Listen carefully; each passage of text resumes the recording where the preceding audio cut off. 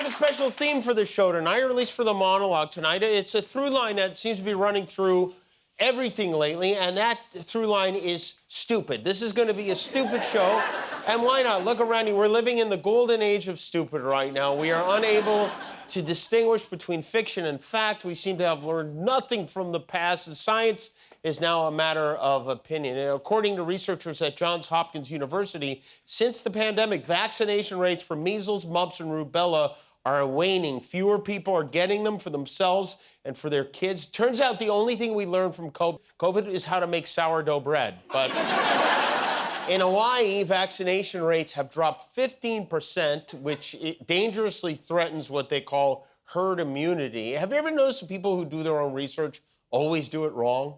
They're never like, I did a deep dive, and turns out every credible scientist in the world says we should get the measles vaccine, so I did.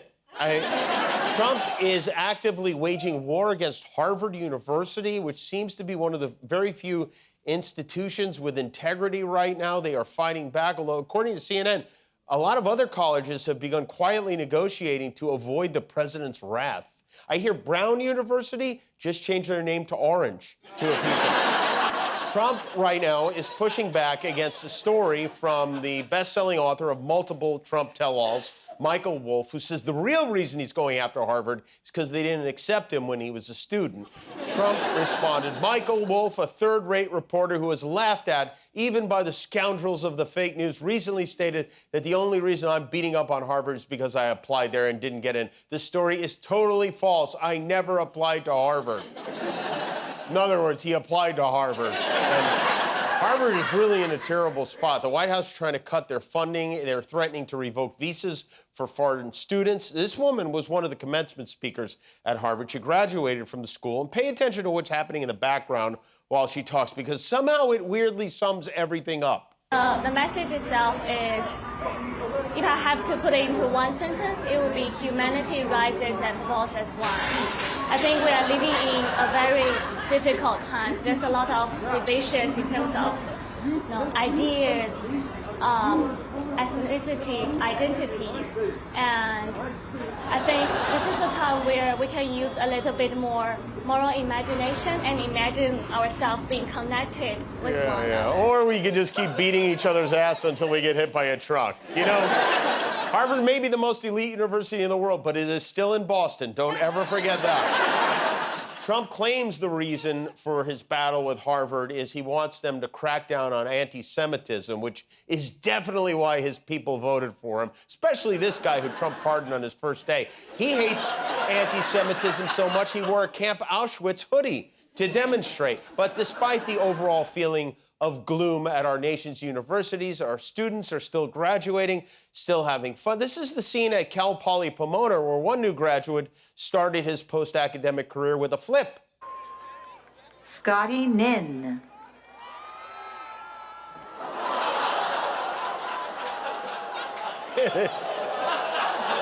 The nin is short for nincompoop, and then we have the high school version of that from South Plantation High School in Broward County, Florida. Emilio Rodriguez. See, this is what happens when you make the owner of the WWE Secretary of Education.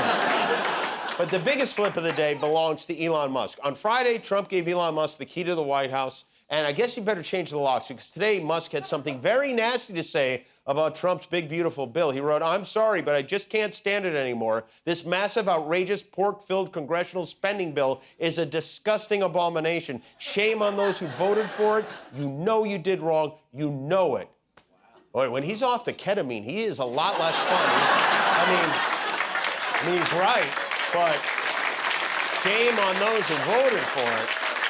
Who bankrolled these people that voted for it? I want the name of whoever bankrolled. Oh, wait, it's his name. For Elon Musk to call this a disgusting abomination is really saying something, because this is the man who created this disgusting abomination. Musk also tweeted that Congress is bankrupting America. Yo, Elon, bro, were you not paying attention when Trump said he was going to run the country like one of his businesses? Trump versus Elon, what an unexpected, I'm not sure who to root for. It's like Diddy versus R. Kelly. obviously, this was a big deal at the White House.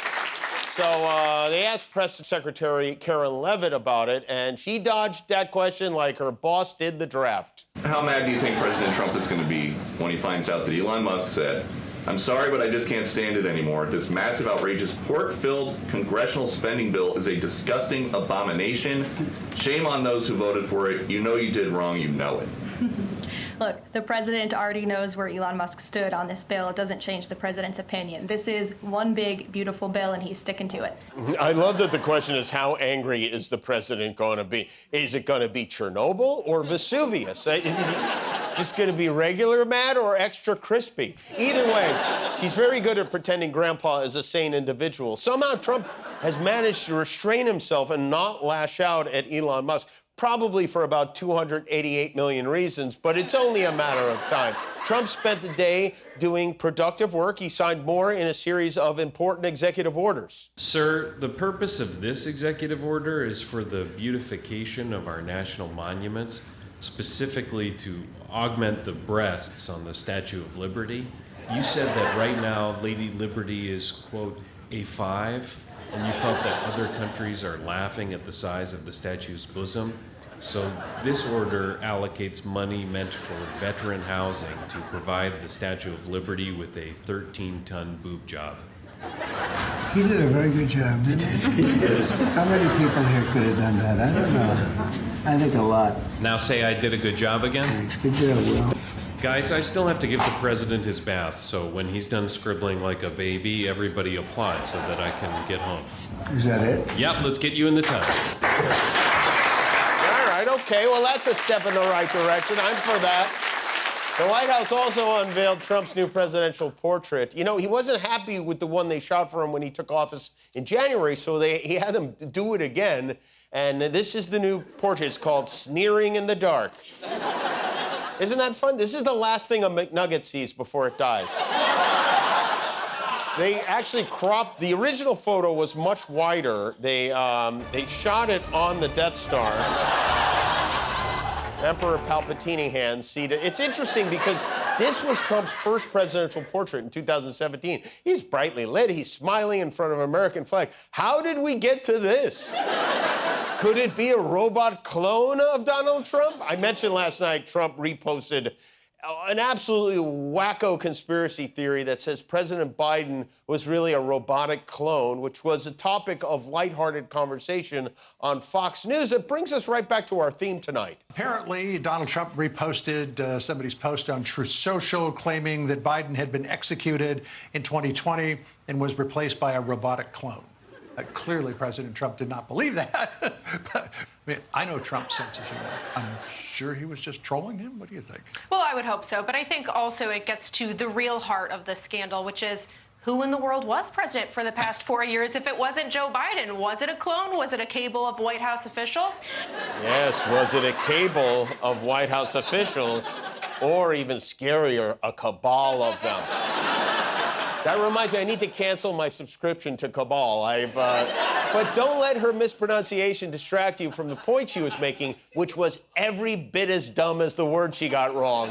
Then we have our Secretary of Education, Ms. Linda McMahon, who appeared before the Senate Appropriations Committee, where Mark Wayne Mullen made a strong case for improving education in his home state of Oklahoma. And what was we ranked in reading and math in 1979? I'm sorry, what? What was we ranked nationally in math and reading in 1979? You heard me. What was we ranked? Was we reading good or reading bad? That's what happens when you get homeschooled by your dog.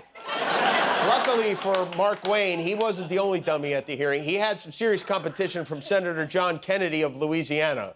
We spend $1.858 billion a year on TRIO. Yes. More than 10 years. Yes. So that's over $1 trillion we've spent on this program. Madam Secretary, and I'm not a great mathematician, but I think you were talking about $1 trillion. I believe 1.5 billion times 10 is $15 billion. That's a little bit off from $1 trillion. But, I think the budget cut's $1.2 billion. for Trio? Well, 1.2, that would be $12 billion, not $1 trillion. Okay. Okay, all right. Now we finally found a dumber Kennedy than RFK. These are the people. These are the people responsible for passing our budget. They can't do simple math. And to top it off, we have a new character throwing his dunce cap in the ring. The acting head of FEMA, the guy in charge of the department that's supposed to help us after a natural disaster, told his staff yesterday he wasn't aware the United States had a hurricane season, which obviously had some of his staff concerned. Then a spokesperson tried to spin it by telling the press he was joking. This is the guy. His name is David Richardson. You tell me, does this look like a guy who was joking? There's not a funny bone in this body. He looks like Vigo the Carpathian's mean older brother silently watching you drown. Is there anyone in this administration who knows how to do their job? You know, there used to be a political party in the United States called the Know-Nothings. They didn't call themselves that. They called themselves the American Party, which they wanted to make America great again by kicking out the immigrants, who back then were the Germans and the Irish, like these two, seen here stealing an election. Does this sound familiar to anybody? The Know-Nothings argued that Germany and Ireland weren't sending their best people. They were sending unskilled, wretched refuse like this guy, Frederick Trump, and this kid, Patrick Kennedy, and they had to go, but they didn't go, and now their ancestors are the new Know-Nothings, including our head of Homeland Security, Christie, I don't know what habeas corpus means, gnome, and our Secretary of Education doesn't know the difference between AI and A1, and Pete, I don't know who's on my Signal thread or that I shouldn't be using Signal Hegseth, and now, David, I didn't know there was a hurricane season Richardson. I hope we don't have a situation where we have to put this new guy to the test, but hurricane season is here, and those individuals who still do work for FEMA, Trump has already cut 2,000 of them, want us to be ready when disaster does strike. The following is a message from the Federal Emergency Management Agency. Hurricane season is upon us, and quite frankly, it caught us off guard. With all the layoffs and budget cuts, we just don't have the headspace to deal with disasters this year. So let's get you ready to be on your own. Step 1. Get a whistle. That way, if there's a flood and you get stuck in a raft or something, you can blow it and maybe someone will help. Step 2, sandbags. Get some bags, put sand in them. That'll be good for something. Step 3, get a membership to Mar-a-Lago. God sends hurricanes to punish drag queens and destroy woke libraries, but God loves and protects President Trump and all his many properties. And finally, step 4, learn to like cat food. Not just eat it, like it. Cat food is cheap, and it's not as bad as you think.